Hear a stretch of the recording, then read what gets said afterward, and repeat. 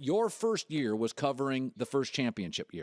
Yes, it was really fortunate timing. Okay, so let's talk about you joined the team before they were American celebrities. Have the egos grown with the Warriors? For the most part, no, not at all. I mean, the stardom, the attention, the money has grown. I also think confidence has grown in the Warriors.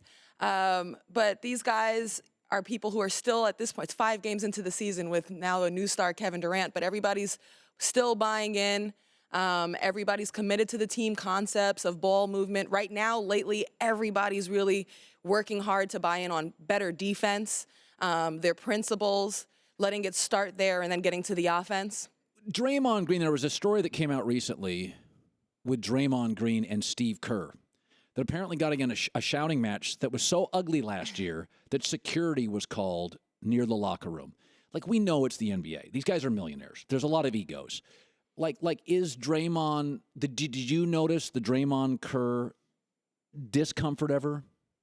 Yeah, there's definitely, that's going to happen on any team, high school, college, pro. I think that there's a respect first. I think that Coach Kerr knows how to handle Draymond Green, and Draymond Green has figured out how to handle Coach Kerr as well. Coach Kerr is super smart.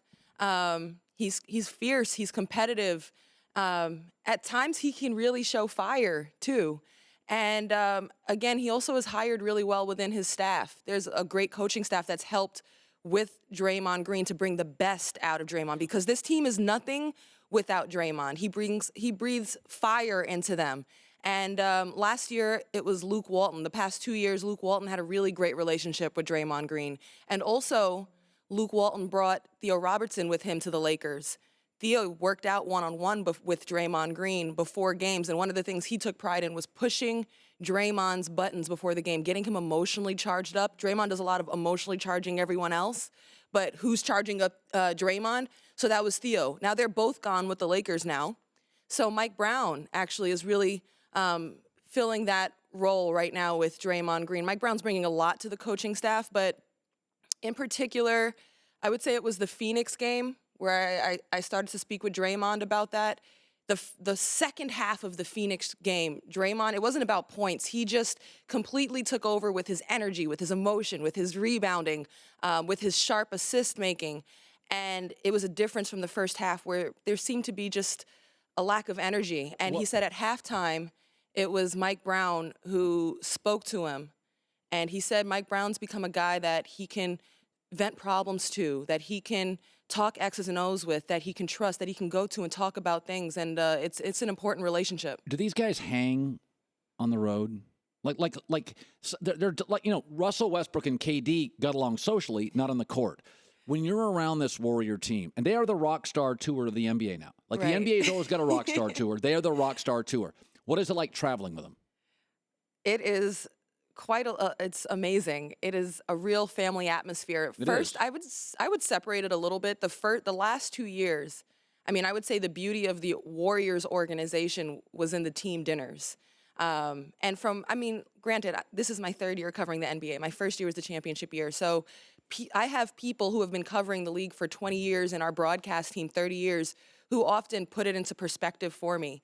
These team dinners that they have, the entire team will come out and eat and bring their family, and they'll stay into the wee hours of the morning talking, laughing, and it builds such great chemistry, and it translates on the court. And in other organizations, from what I've heard, sometimes teams can't do that because the players don't come. Maybe they don't like each other, or they're all millionaires. They got their own life together. They got their own crews.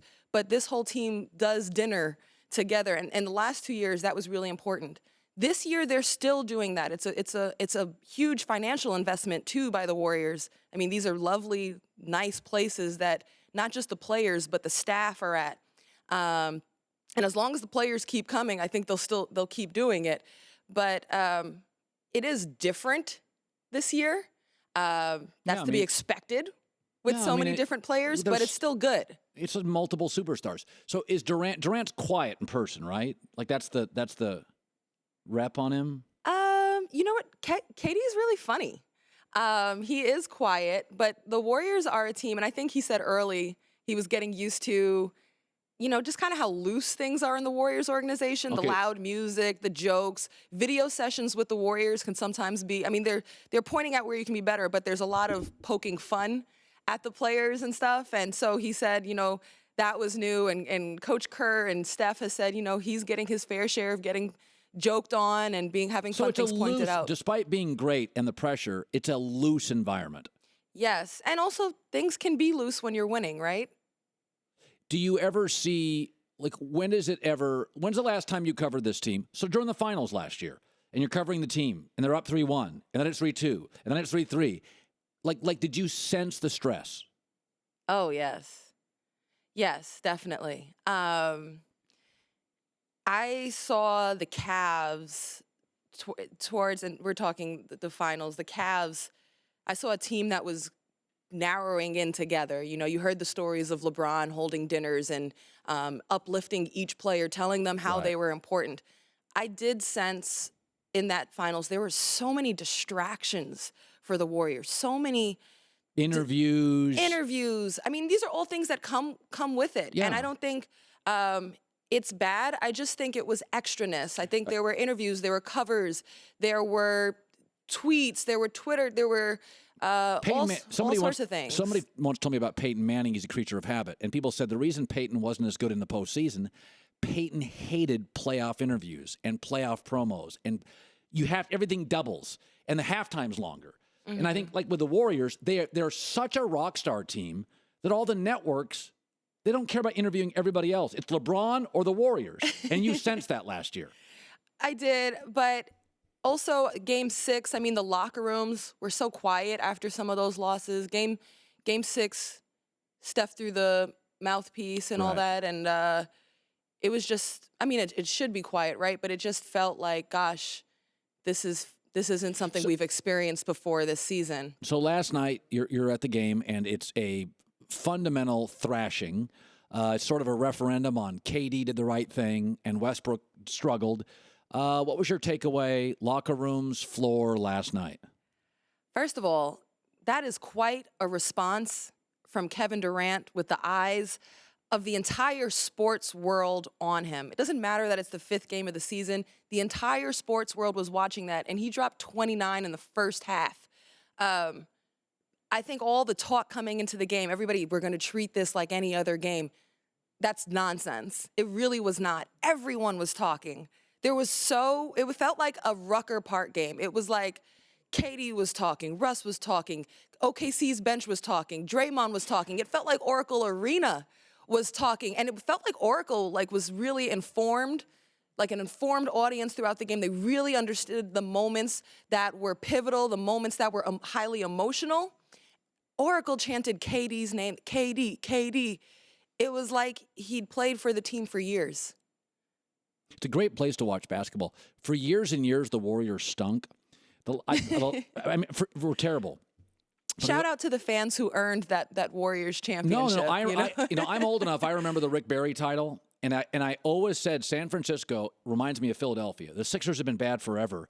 Philadelphia's a great basketball town, high school basketball, college basketball. San Francisco, Bill Russell played for the Dons. Mm-hmm. San Francisco's it's a great sports city. It is a great basketball city. I guess they're building a new arena. Do you think, finally, at some point Steph's going to shoot less, Klay's going to shoot less, Draymond may be ignored? Do you think at some point, Ros, they're going to go on a 2-game losing streak? There's going to be tension here, right? You can't have 4 superstars. They have 4 of the best 12 players in the league, right? Mm-hmm. This is going to implode at some point a little, right? There'll be fights, skirmishes, right? I won't use the word implode. I think what's been really important in the team that Bob Myers has constructed alongside the executives of the Warriors, it's not just that the skill sets match, but that the personalities have matched. Again, it's early. The team's winning. It's easy for people to buy in, when, like last year or anything, when you're 73-9, yeah, of course everybody's buying in. There might be more tension if things aren't going their way. However, I believe Draymond right now, Draymond Green, has taken a mentality. He's even said, my shot's not coming right now. My scoring's not coming. But people are saying we don't have a defensive anchor. I'll be that guy. He's working on being the quarterback, talking to people about what to do defensively. The biggest thing the Warriors have to do is figure out their defense. Draymond's taking accountability for that. KD is going to chip in more on the defensive end this season with his shot blocking. He's going to chip in down low on the interior. Stephen Curry helped bring KD here. I mean, these guys recruited him. They knew what it would be. And I think Klay Thompson will be just fine. I know Klay's He's going to dad. be fine. I think he's fairly low maintenance. He's low maintenance. He can be hard on himself sometimes, but I think Klay is genuinely like, hey, we can play for some championships. I'm going to come out here. Klay has literally said to me, I said, what's your role on the team? Get buckets and play defense. Yeah. That's what he said. And even with the Olympic team this summer, Klay Thompson played amongst the best in the world and still found his offense. There were moments where he was cold, but he figured it out. And basically it was him and KD leading that Olympic team in scoring by the midway point and on in the Olympics.